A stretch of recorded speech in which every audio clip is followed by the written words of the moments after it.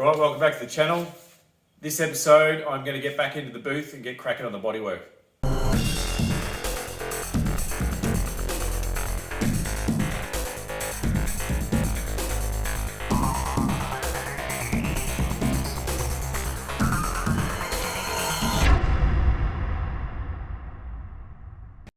Okay, so it feels like ages since I've been inside the booth, and I'm finally back in and ready to get cracking on the bodywork. I've got the tools that I need to do the job, so I'm going to just do body filler at this stage. I've done all the metal fabrication, as you know, and now it's time to start putting the filler on. So I'm just going to run through all the tools that I've got to do the job. So in the research that I've done, in order to do body filler correctly, you need a couple of basic tools in order to try and get the filler applied across the metal in an even form. First one is a pellet board. So this board is used to apply body filler and hardener on, and it's a plastic slippery surface, so you can easily get the applicator and move the body filler around in a form so that it doesn't stick on the surface. Flexible, so you can crack it at the end if it does harden. Only cheap. Well worth the $4. So of course you're going to need sandpaper as well, wet and dry, P80, P120 and P400. Now you could probably go higher than that. I'm just going to start with those breakdowns and see how I go. If I need to go higher, say at 800 or 1000, so be it. And I'll do that later on before I do the final high fill and things like that before the final coat. Your body fill applicator is just a simple piece of plastic. You can get it from any paint shop or body shop, auto shop. And this one's slightly thicker. This came with the actual body filler itself in the can. So the fill that I'm going to use, once again, limited knowledge. I looked online and I found that the 3M Platinum Plus was a good filler.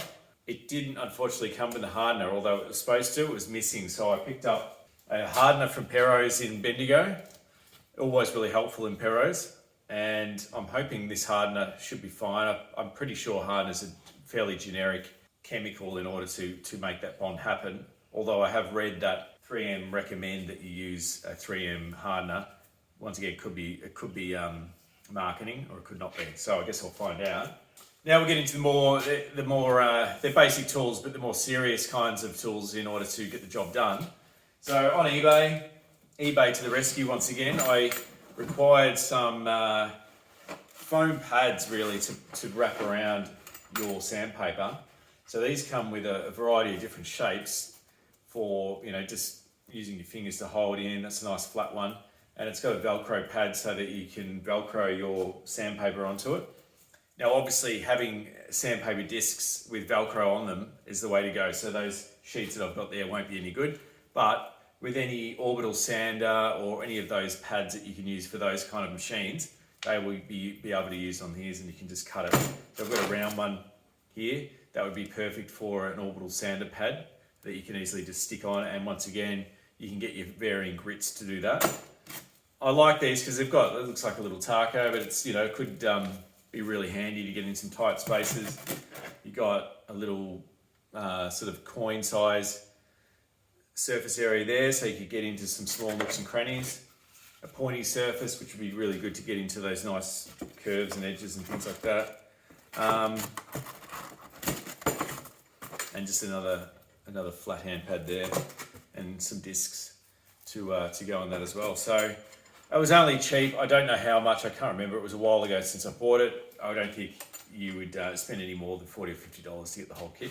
But there is one tool that I did read about, and I wanted to actually try it out, and it's called a spline. And most body guys would use these on a day-to-day basis because they are really, really good to apply and smooth out body filler on large panels. For instance, a quarter panel, perfect example, or a door. So Melamotive are a company, I think they're an Australian company, or I might be incorrect there.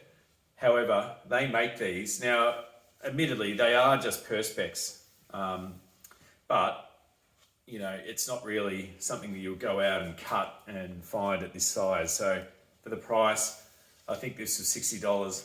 You might as well just buy it and support some local industry. So This one's a number 8.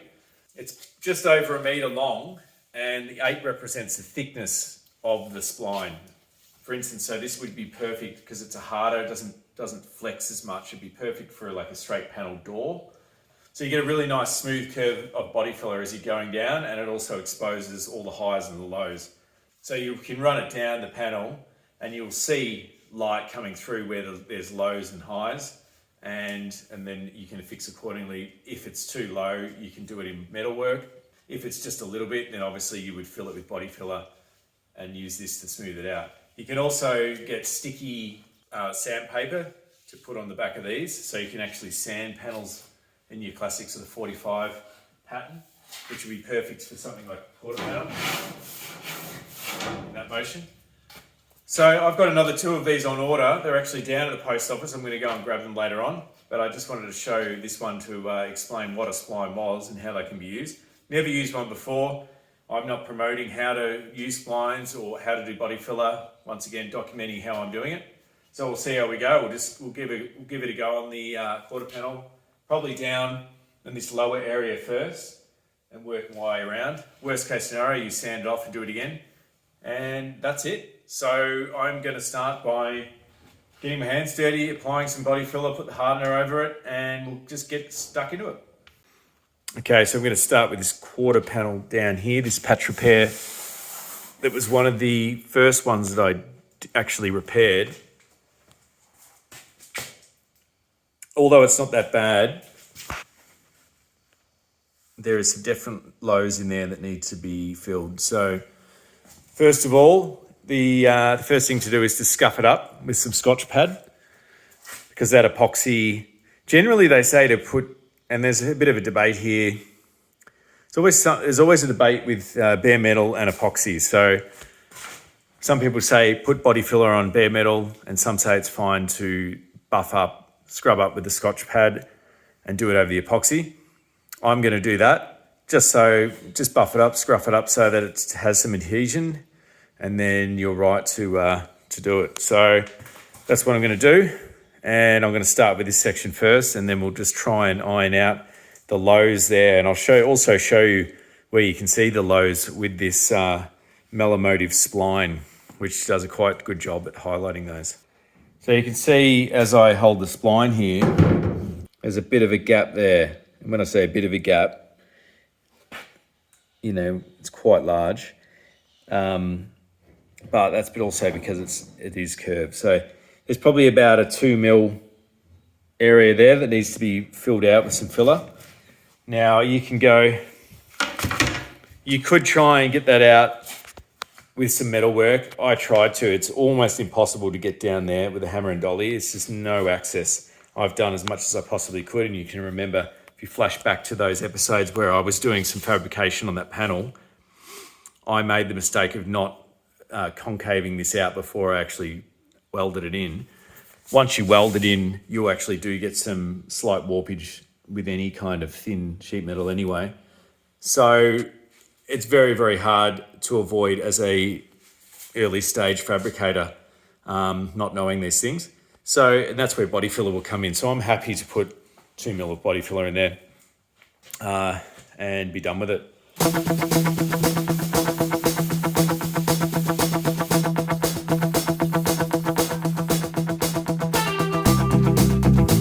Just going to clean it with a bit of solvent, just using KBS Solvo Clean.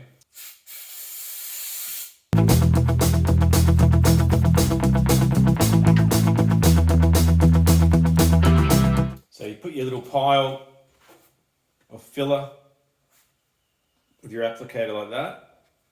This is what I've researched. I know it sounds ridiculous, but I've heard that some people forget to add the hardener. So as silly as it seems, don't forget to add your hardener. You don't want to apply body filler and realise that it's never going to cure once you put it in. That'd be a disaster. I've heard that the application of hardener to filler, there's no science to it, but if you just run a line of filler across your body filler like that, then that is suffice. So once you've done that, then you mix it in. Just apparently you just do a series of like that and then turn around. You want to avoid getting air bubbles. So keep doing that, keep circling it around until it's all mixed in, and then you apply it. So I will just do a time lapse of me applying it, and we'll see how we go for my first time. Fingers crossed.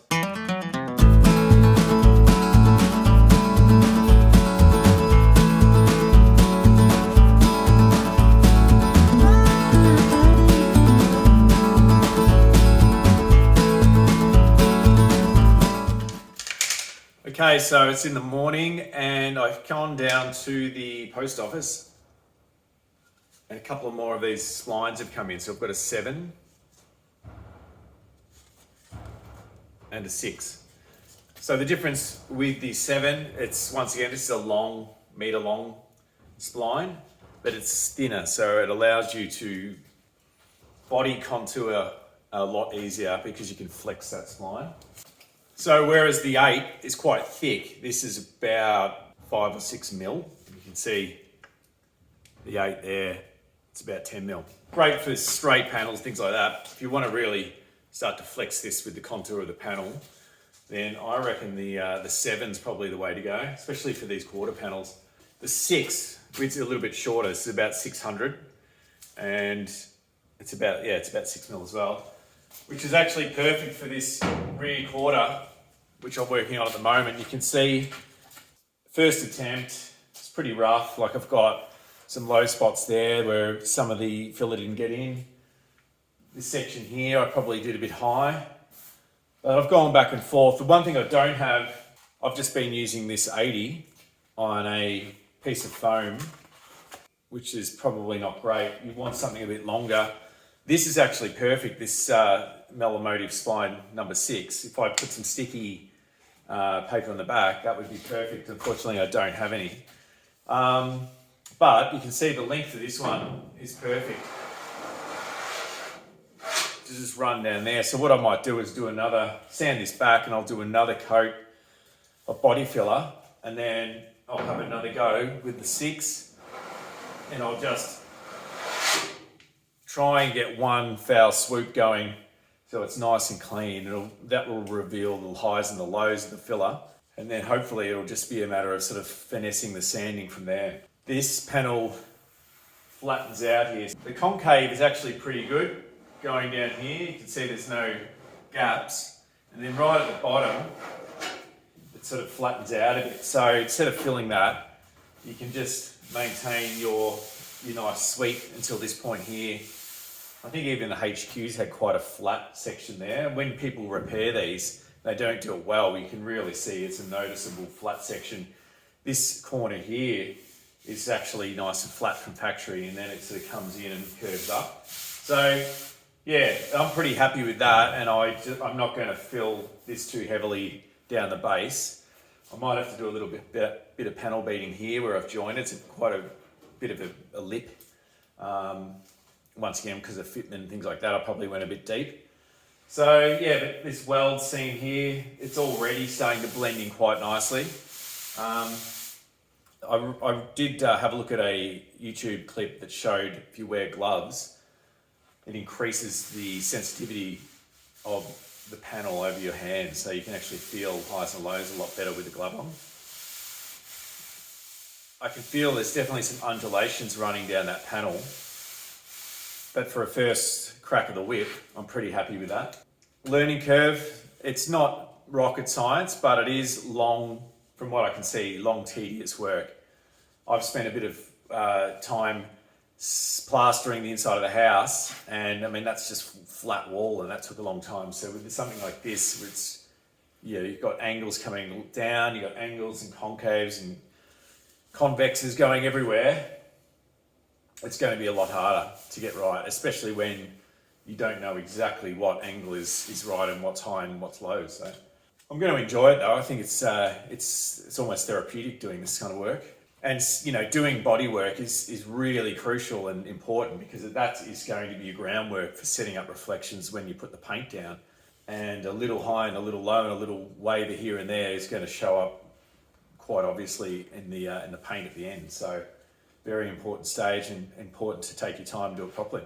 So I'm just going to probably just work a bit off camera, just hone my practice a bit, and then we'll come back and we'll have a go with the old 6, and yeah, we'll see if we can start smoothing this out, and then we'll just move on, keep working our way around the ute.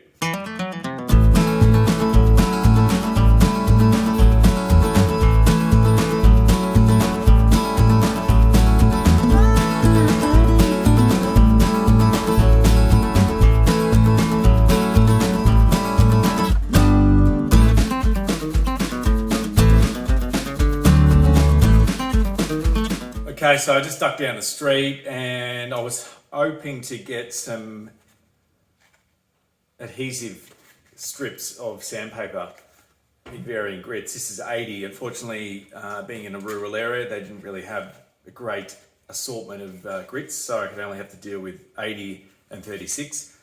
But these are really good to fit on the splines. If you can get a roll of it and then just cut to the length, you can put this on the back of the spline and actually turn it into like a sand file, which is great. So I'm going to attempt to do this on this rear quarter with the file, with this spline, and yeah, just try and get more of a even coverage of sanding as I'm doing it, because this is flexible. So I think we'll give it a go, see how it works, and then I might order some different grits on eBay, just so I can get up to 400 for finishing and things like that.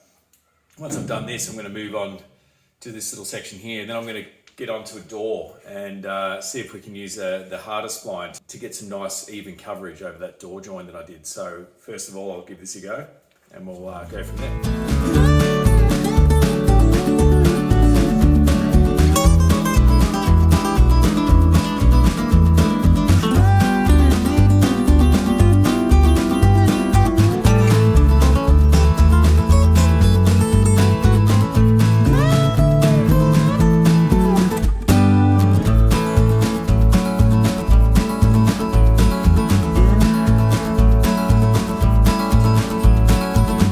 So I've just given it a working over with the spline and that 80 grit, and then I don't have any 120 or 400 in that spline length paper, so I just did a orbital sander Velcro pad on this foam back pad, and then I just went over, this is 100 grit and 120, so I just sort of polished out those scuff marks from the 80, and then I got some etch primer as sort of like guide coat and just sprayed it over.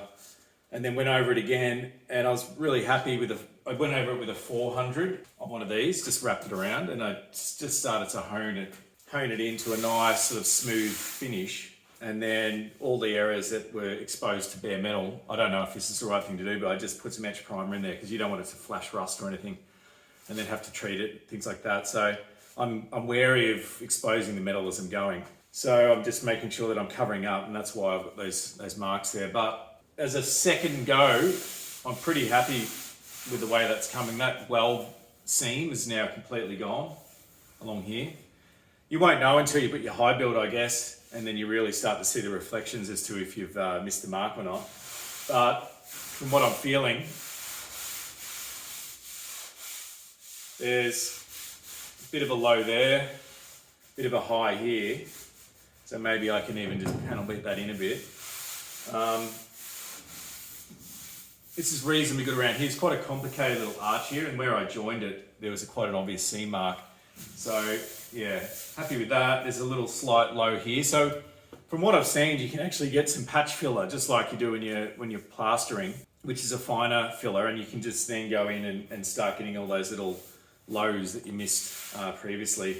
Or I'll probably just use the stuff I've got, because I don't have any of that other stuff.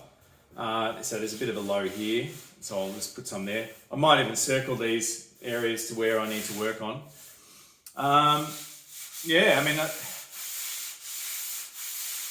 you can feel there's a slight wave there, but I don't know if I can do anything about that. I think that's just the metal was warping when I was welding that in, and that's just going to be part of the car, I think, because you don't want to be going and putting too much filler on these to try and get that out. I think that's too big of undulation to try and do anything about. And whether you can see it or not, it's another story. So I'm just going to keep working on this and refine my technique.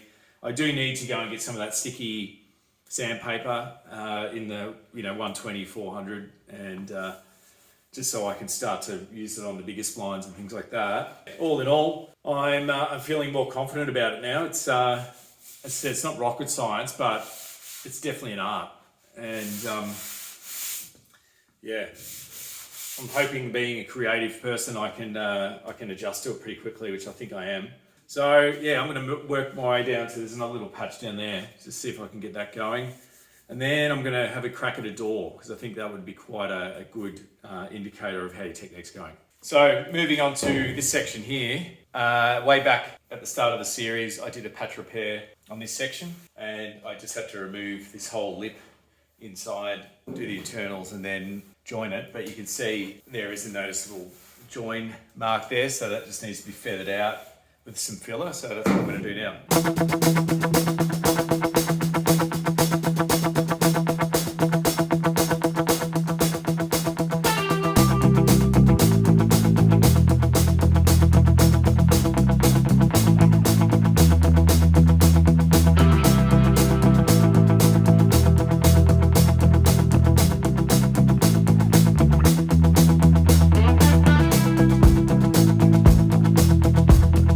So I have gone over this a few times, about 3 different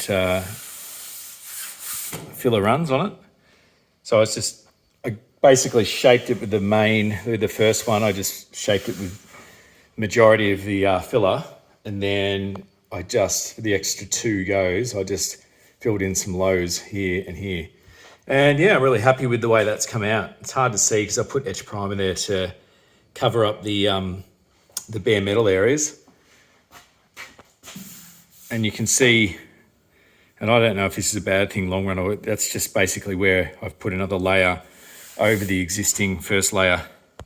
But at the start, before I started that, there was a noticeable join there, and now I've feathered that out nicely. So it feels good to the touch, and it follows the panel of that quarter panel the way it should be. So it sort of comes down and then sort of flattens out to this section here and retains that weld join there. I'll have to get some references to whether, I'm pretty sure this weld line remains visible.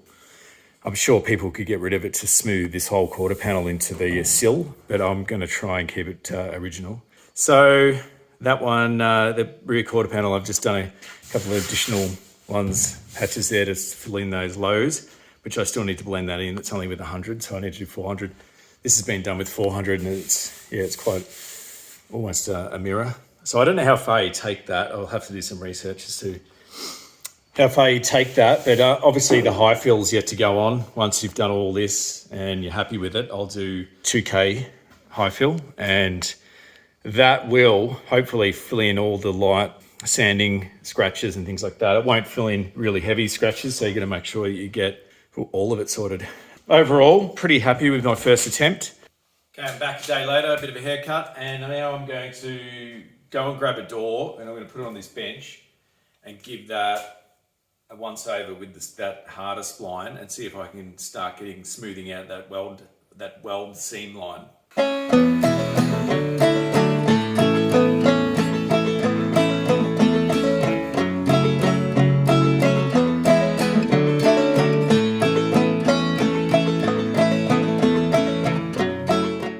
Here's the door. Now, if you go back in the series, you'll notice and you'll see this door skin being applied. It was a patch repair from Rare Spares, bought through Resto Country, a lower door skin.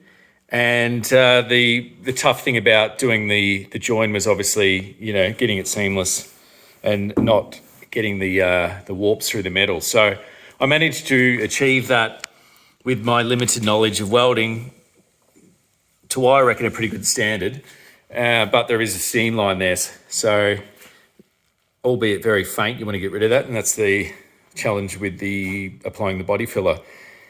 I think it'll be reasonably easy to do that, and I'm going to use the number 7 Melamotive spline, which is a metre long by about 5 mil thick, which will allow me to flex and bend that spline down the doorway with the curve running left to right and also down. So that's the beauty of these splines, and the door being probably one of the easiest panels you can do because it doesn't have too much curvature to it other than going from top to bottom. Alongside that, there's definitely some other little undulations and lows running on top of this door, but as you can see, it's a pretty good door after the repair.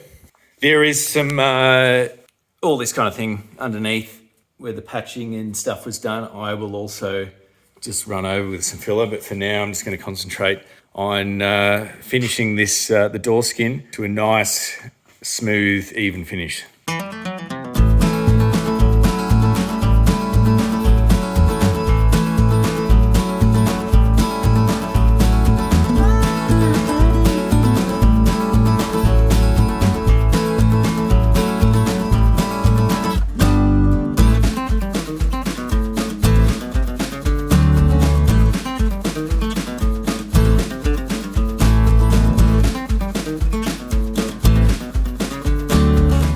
Okay, so the door is filled and I'm pretty happy with it. I've gone over it twice, so 2 fills and 2 sands.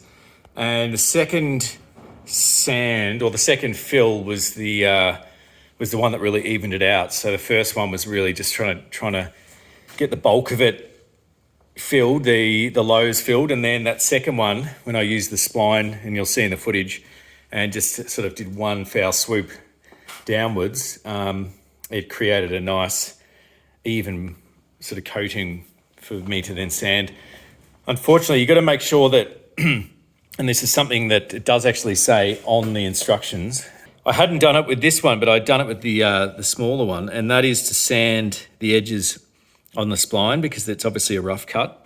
Yeah, you can see there the edges are quite rough, and so if that's not, and also make sure that you clean up any old body filler. But yeah, if this edge isn't sanded and beveled, you create small grooves running down your body filler, and that is an absolute pain in the ass to sand out. So learnt that the hard way.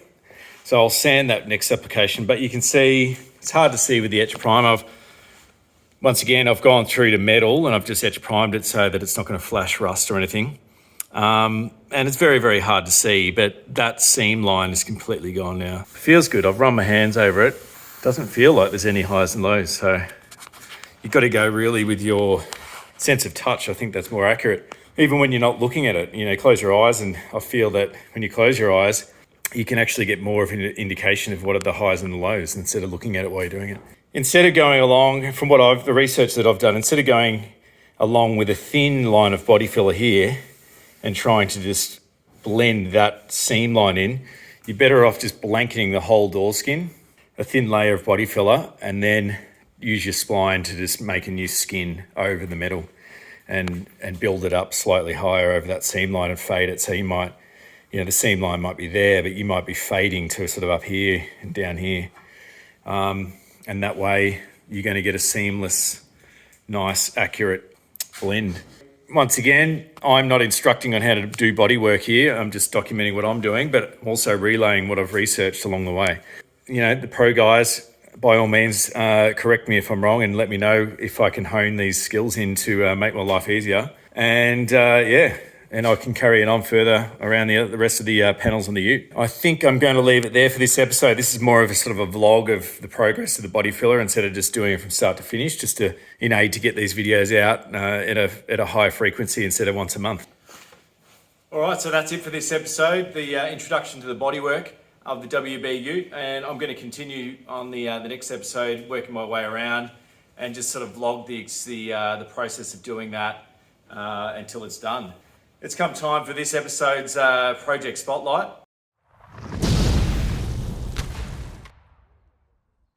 And so following on from the first episode last time of the project spotlight, I'm going to introduce the next one, which is Keith Lills.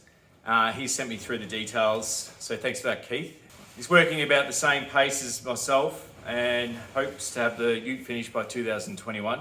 So what does he have? He's got a 1983 WB ute. and it was left to his sons and himself from his uncle once he passed away. So he said the ute was used as a workhorse over in the goldfields of WA. He always said he would leave the old rust bucket to me and my sons one day. And so once he passed on, he left it in his will for him and his son. My son and I flew from Geelong to a small town a few hours north of Perth to pick the old girl up that hadn't been started in 8 years. Thanks to a close mate in Perth, we got her running and safe, and a couple of days later, we headed off across the Nullarbor back home to Geelong on a once-in-a-lifetime road trip. A few hiccups along the way, but we got home in one piece. That's a pretty epic story to not only receive a ute in a will, but also to make that trip across the Nullarbor with your son afterwards. It's a story you'll never forget, that's for sure. So in the parts pile was a rebuilt 350 SBC and T400. A good mate donated a 9-inch, so we had a couple of dollars to spend at McDonald's Brothers at CRS, where we got a decent front end set up. As soon as the humidity drops and the sun comes out, we'll start on the bodywork. I'll definitely follow these projects up and let you know the finished product when they come through. So thanks for sending it through, Keith. And if anyone else wants to send their project through, send it, get in contact on the comments, and you can either do that or send it to sales@kuiper.com.au and send the information and some photos, and I'll put you in the list to be put on the next project spotlight. Well, that's it for this episode. Once again, thanks for joining in and watching it. If you haven't, please subscribe, get notified for the next episode that should be coming out in the next week, and picking up the pace with these now. And if you haven't started, start from the beginning, episode 1, and follow all the way through to episode 46. And I'll see you next time.